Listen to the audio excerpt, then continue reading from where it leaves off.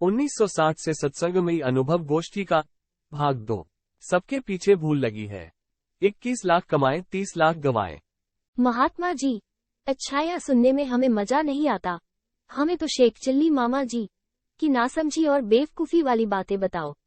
बच्चों, ना समझी तो ये समझो, ऊंची उड़ान, अच्छा सोचने वाले शेख चिल्ली मामा जी की ना समझी तो ये समझो, जब कॉलेज की 3 महीने की फीस अपने नावेल्टी वाले घर से चांदनी चौक नानाजी की दुकान से 45 रुपये लेने जाया करते थे, तो ऐश करने और पिक्चर देखना तो बहुत दूर की बात थी। तो ऐसे में वो कल्कि जी के 12 लाइट हाउस बनाने के सपने पिरोया संजोया करते थे। जरा सोचो, दोस्तों के पिक्चर देखने जाने के लिए तो 5 रुपये नहीं और हजारों लाखों के कल्कि जी के लाइट हाउस बनाना उस समय नासमझी नहीं थी कि घर में नहीं दाने अम्मा चली भुनवाने। गुरुजी, इसका मतलब तो यही हुआ, मामा जी बचपन से ही शेख चिल्ली रहे। चलो इसे छोड़ो गुरुजी, अब दूसरी बताओ। बच्चों, 1960 से मामा जी कॉलेज से आने के बाद तुरंत दोपहर की बनी, शाम को रोटी खाए और डीटीसी की 16 नंबर बस से गुरुवर लक्ष्मी नारायण जी के पास जाकर लगभग 6 घंटे सत्संग सुनते थे। सत्संग के अनुसार मामा जी ने अनुभव का एक रजिस्टर बनाया, जो अनुभव आए लिखते गए। 1-2 दिन बाद जब मौका मिला, श्री गुरुजी से अकेले में उसके अर्थ पूछकर वो भी रजिस्टर में लिख लिया करते थे। कॉलेज पूरा करने के बाद श्री कल्कि ने उनको निमित्त बनवाकर 1968 में पहली श्री कल्कि दिग्विजय नाटक, 1974 में दूसरी महाक्रांतिकारी की खोज एवं 45 भजनों वाली पद संग्रह, 1996 में तीसरी ब्रह्मचारी गजेटेड ऑफिसर श्री सुरेंद्र अग्रवाल अध्यक्षता में मामाजी और मामाजी के परिवार जन द्वारा श्री कल्कि पुराण संस्कृत हिंदी इंग्लिश में, बाल वाटिका परिवार जन के सहयोग से 1997 में चौथी श्री कल्कि पुराण परिशिष्ट और 2001 में ये 5वीं श्री कल्कि बाल वाटिका परिशिष्ट पुस्तक जो छपवाए। इसमें इन ऊंची उड़ान, अच्छा सोचने वाले शेख चिल्ली मामा जी ने कच्चे आम लेख में अपने अनुभव रजिस्टर से 150 अनुभव सन 1960 से लेकर सन 1995 तक के छपवाए। 9 भाई बहनों में मामा जी का कोई महत्व तो था ही नहीं। मामा जी के पैसा आता रहता था, खर्चा कोई था नहीं।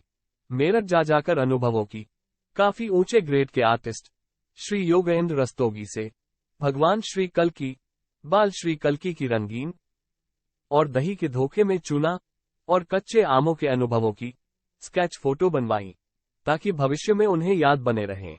गुरुजी, ये तो अच्छी बात है जो शेख चिल्ली मामा जी ने अपने ही लिए क्या, हमारे याद बने रहने के लिए भी बड़े काम की फोटो बनवा दी। गुरुजी, जबकि अब नई टेक्नोलॉजियां आ गई हैं, तो अब शेख चिल्ली मामा जी क्या सतिया गए, जो अब के अनुभव आप बीतियों में तो ऐसी कोई फोटो नहीं जो याद बनी रहे। इनमें तो बस हेडिंग देकर अनुभव, परेशानी, उपचार, प्रार्थना, सफलता बताई। बस जय राम जी की। नहीं बच्चों, ऐसा बिल्कुल नहीं है। अब तो विदुषियों की मदद से अनुभवों को मामाजी शरीर के अंगों की तरह अनुभवों को बांटने में इस कृत सफल हुए कि जिसको जो परेशानी हो वो उस खंड में जाए और उपचार अनुभव से सफल हो जाए। गुरुजी, ऐसा कैसे हो सकता है?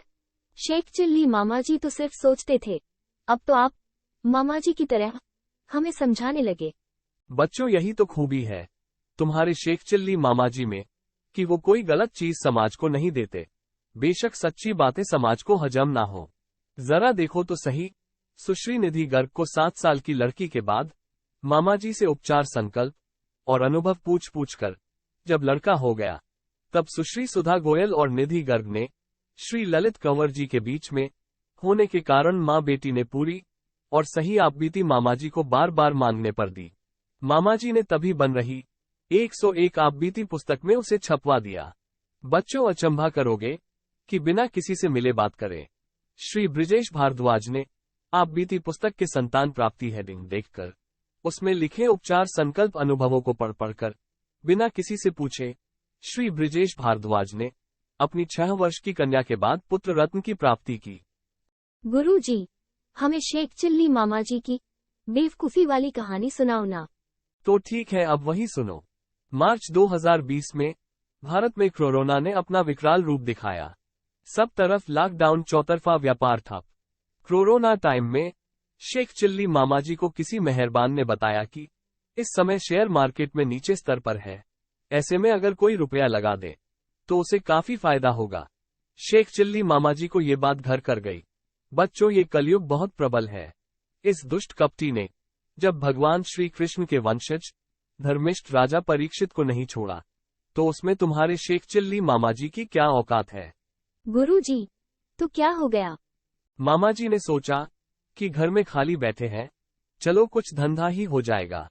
आप देखा ना ताब, उन्होंने अपनी वृद्धावस्था के लिए रखी एफडीआर बैंक से भुना कर शेयर मार्केट में लगा दी। विनाश काले विपरीत बुद्धि, अपना ही कच्चे आम वाला 63 नंबर अनुभव, जिसकी फोटो तक वो खुद मेरठ जाकर बनवा कर लाए, बिल्कुल याद नहीं रहा। जबकि औरों को शेयर सट्टे आदि में पैसा लगाने की नसीहत नहीं देने वाले मामाजी खुद ही कलयुग रूपी लोभ में फंस गए।